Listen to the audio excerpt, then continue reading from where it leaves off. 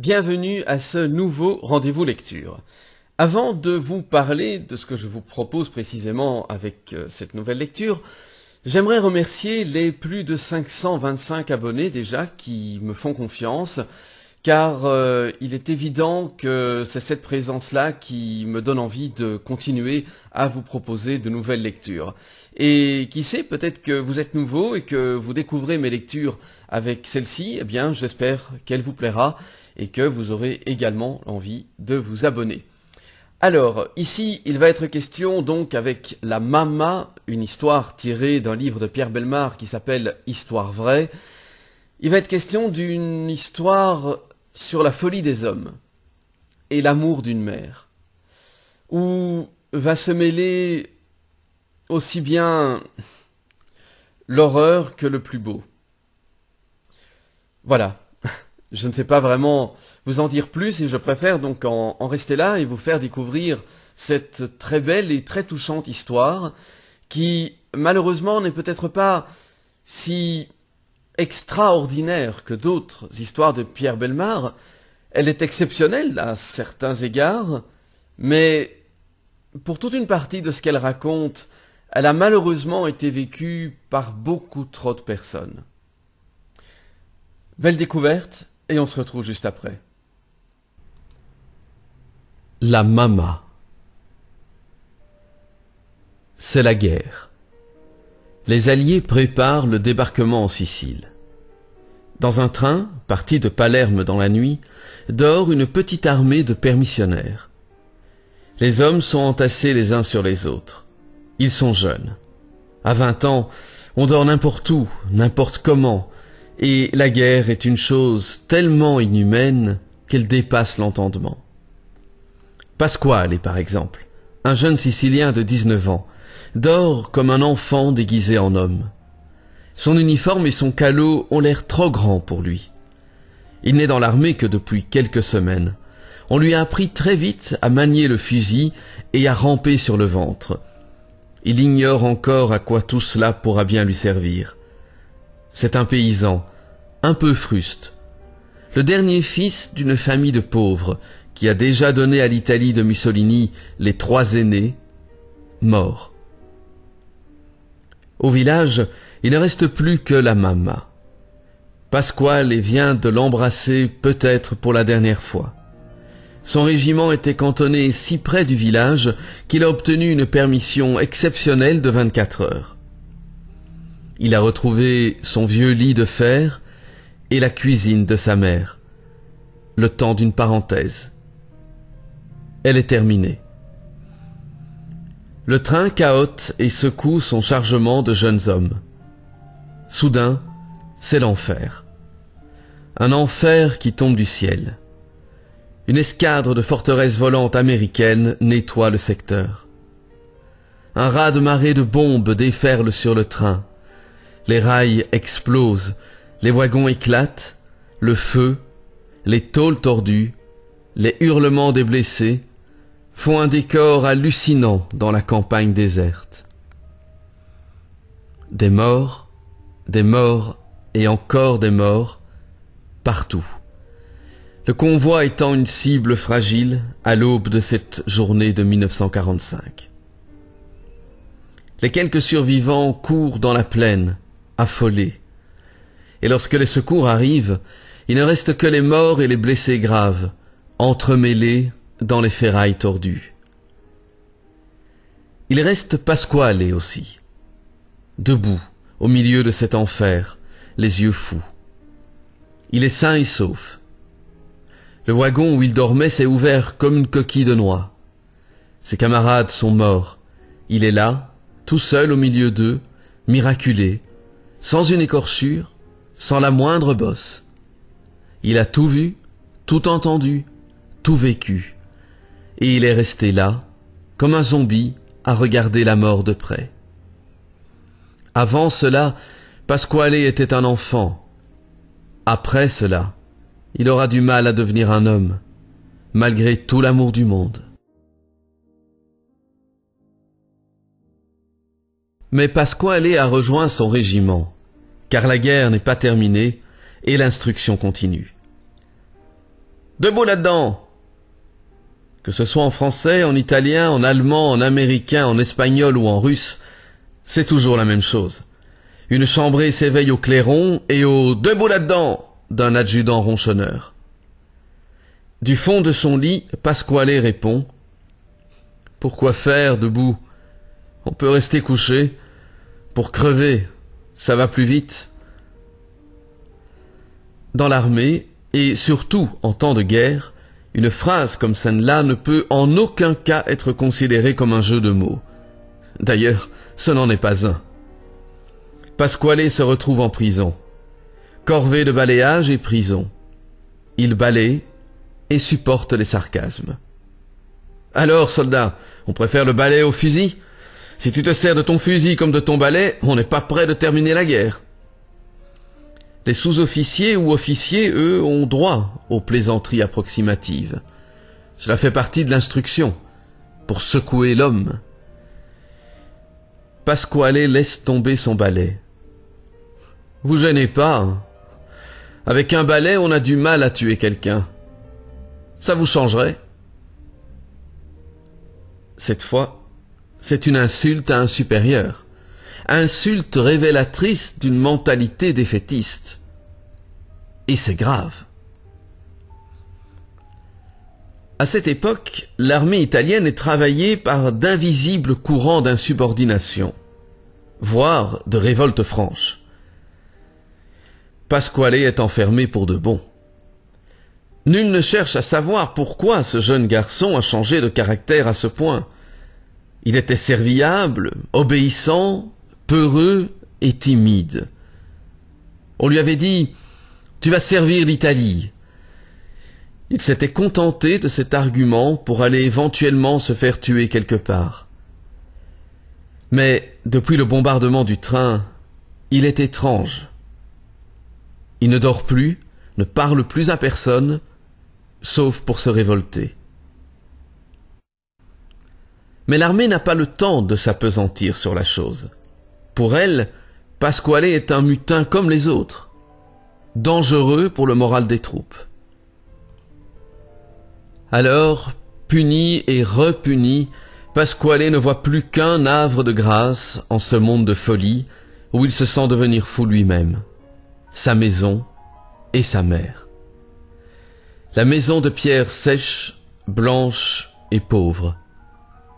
La mère, au cœur tendre, vieille et pauvre.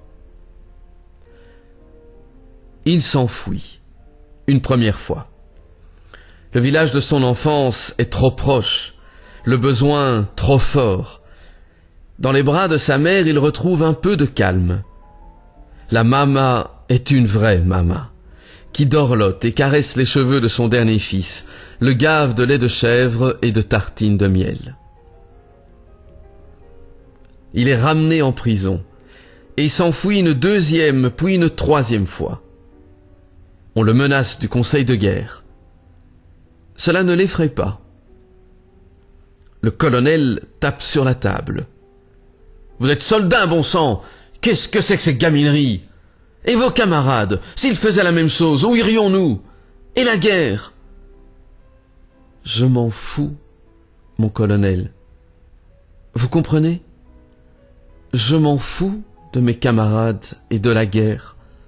Je veux retourner chez ma mère. » « Votre mère, c'est l'Italie. On va vous le faire admettre une bonne fois pour toutes. » C'est l'ère des brimades. Pasquale devient le souffre-douleur du régiment. Il s'agit de transformer ses velléités de repos en lâcheté officielle. Son esprit déjà chancelant accuse le choc. Un seul camarade s'en inquiète, celui qui dort à côté de lui et participe malgré lui à ses cauchemars, la nuit, à ses crises de sanglots ou de révolte. Il décide d'écrire à la mère de Pasquale. Une brave lettre, toute simple, qui dit en substance « Pasquale est malade, sa tête ne va plus. Ici, les chefs ne le voient pas et ils lui font du mal. Pasquale va devenir fou. » Dans la petite maison de pierre sèche, la mama écoute le facteur lui lire la lettre, car elle ne sait pas lire les lettres. Mais elle sait lire entre les mots. « Il faut que j'aille le chercher. Ils vont le tuer là-bas. »« Mais on ne vous le donnera pas, maman. C'est un soldat. »« Non, c'est mon fils. Ils me rendront mon fils. » Et la mama se met en route. À pied, car elle n'a pas les moyens de prendre le train. Par petites étapes, car ses jambes ne lui permettent pas de marcher longtemps. Elle a eu un mari et 4 fils. Elle a travaillé toute sa vie pour les nourrir et les élever. Elle est maigre, petite et sèche, courbée comme un vieil âne sicilien et têtue comme lui. Pasquale est le seul homme qui lui reste, son dernier fils, son dernier amour, son précieux trésor. La mama croise les légions en marche sur son chemin, des morceaux d'armée, des restants de gloire. La fin de la guerre est proche, elle ne s'en doute même pas. De son village, près de Partimiccio, entre Palerme et la mer, elle n'a pas vu grand-chose de la stratégie alliée. L'aurait-elle vu d'ailleurs que cela n'aurait rien changé pour elle. La mama ne sait qu'une chose, la guerre passe au-dessus d'elle et ne la concerne pas. Maintenant, elle ne concerne même plus son fils. Sa guerre devient une autre guerre, qui finira mal, comme toutes les guerres, mais peu importe. Elle vient arracher son fils aux autorités militaires, et il faut être une mama sicilienne pour oser cela.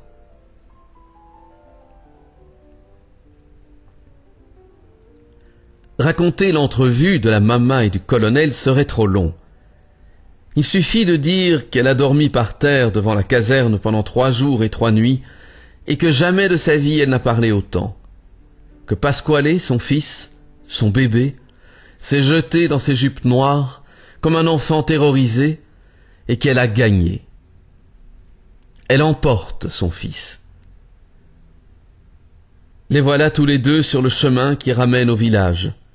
Pasquale tient la main de sa mère entre les 2 siennes. Il ne parle pas. Il a de grands yeux cernés.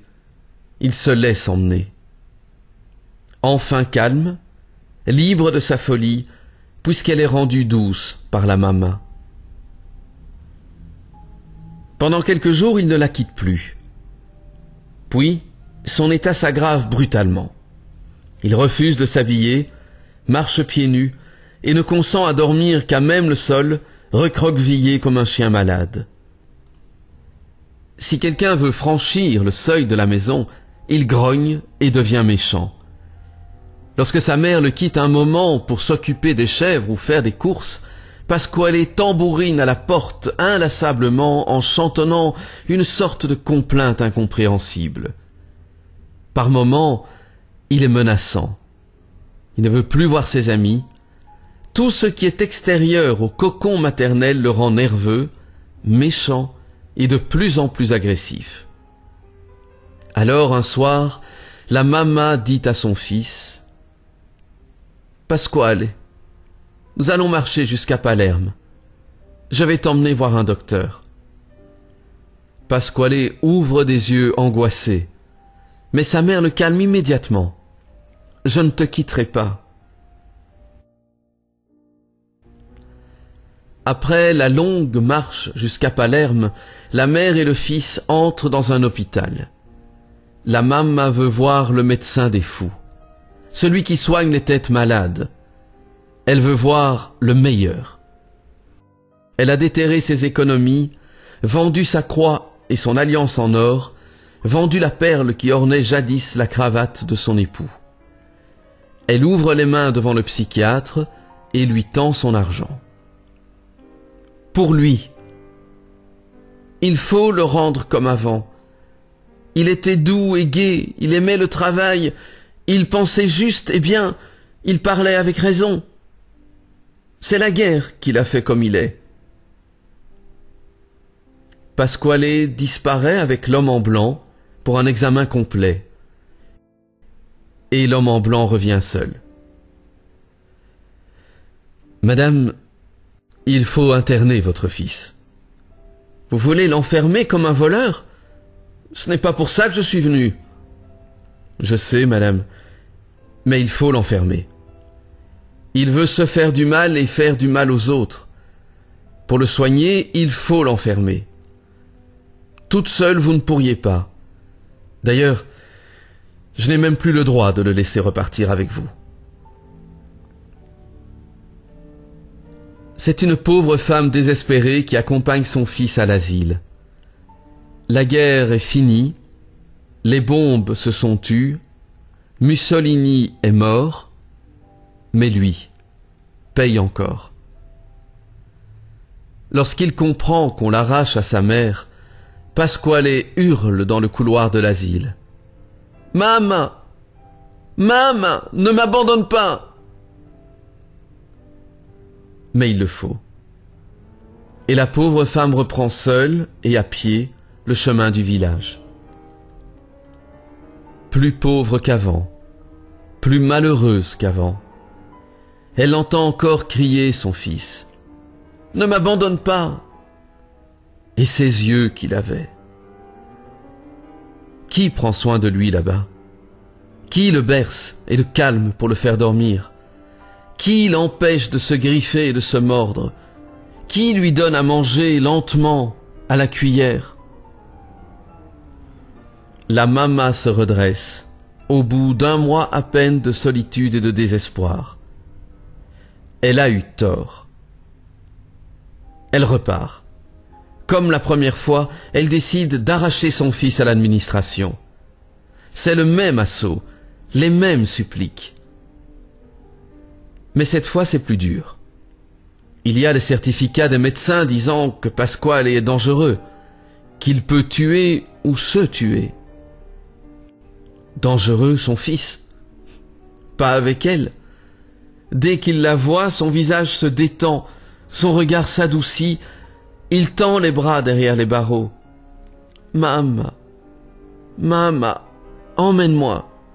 Maman, ne me laisse pas. »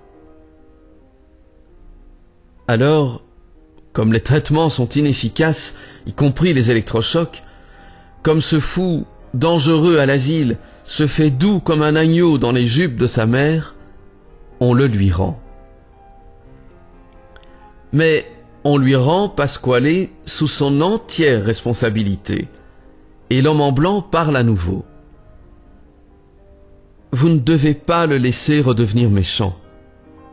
Il est doux avec vous parce qu'il vous aime, et que cet amour est la seule chose qui le rattache à la vie. Mais avec les autres, il est dangereux. Il faut l'enfermer et ne pas le quitter jour et nuit. C'est une lourde tâche, une lourde responsabilité. Si par malheur il se rendait coupable d'une agression sur un étranger, nous le reprendrions. Signez-la. La mama signe d'une croix et prend son fils par la main, comme la première fois. Les revoici tous deux sur la route, la mère et son fou. Il s'agrippe à elle, mais il a changé encore. C'est un animal, un simple animal qui ne connaît qu'elle. Il faut quitter la route et traverser la campagne déserte pour lui éviter de grogner après les voitures ou de cogner sur les gens. La mama et son fils mettent plus de 4 jours pour retrouver enfin la maison de pierre et le calme du village. La mère fait construire à l'intérieur de la maison une véritable cellule, comme à l'asile, avec des barreaux et un cadenas dont elle garde la clé sur elle en permanence. Pasquale y est enfermé, comme en prison. Elle ne prendra pas le risque de le laisser courir la campagne pour qu'on le lui enlève à nouveau.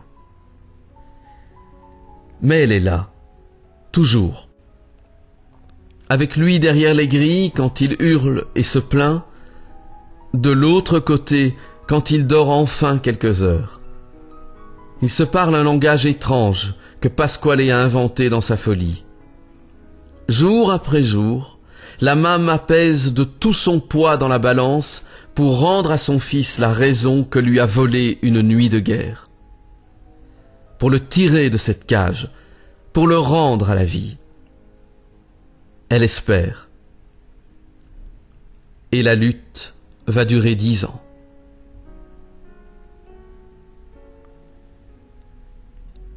Pasquale a 30 ans à présent, et sa mère 72. Il est fort et bien nourri. Elle vieillit et se rapproche de la mort insidieusement. En 10 ans, elle n'a réussi qu'à tirer quelques fils de l'écheveau embrouillé qui est devenu le cerveau de son fils. Il ne se cogne plus la tête contre les barreaux, il ne se mord plus les doigts, il chante. Il parle parfois presque normalement. Mama, quelle couleur ont les pierres du chemin? Blanches, mon fils. Mama, je les ai rêvées noires. C'était un mauvais rêve, mon fils. Mama te jure qu'elles sont blanches. Mama, montre-les-moi. Je veux les voir. Si tu dis vrai, je te croirai. C'est une lueur d'espoir, peut-être, mais la Mama hésite. Que ferait l'homme en blouse blanche? Elle ne sait pas. Alors elle prend son fils par la main, ouvre la cage et marche avec lui sur le chemin rempli de soleil. Tu vois, les pierres sont blanches, Pasquale. Regarde, elles sont blanches comme je t'ai dit. Pasquale regarde la pierre, blanche en effet, puis son regard devient fixe. Il a vu l'ombre de la pierre, l'ombre noire. Il n'écoute plus sa mère. Il est perdu, seul. Elle lui a menti. Les pierres du chemin sont noires. La Mama les voit blanches, mais lui, il les voit noires. Chaque pierre du chemin a son ombre noire. Il le savait. Il lâche la main qui le guidait depuis des années. Il recule.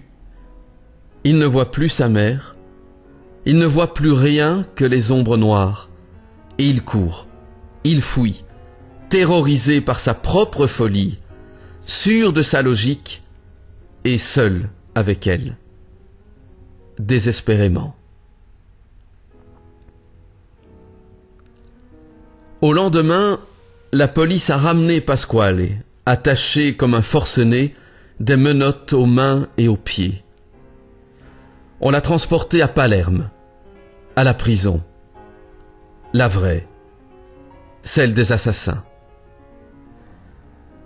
Il avait étranglé une femme sur son chemin. Il n'était plus rien. Il bavait et marmonnait sans cesse quelque chose d'incompréhensible qui parlait de pierres noires et de pierres blanches.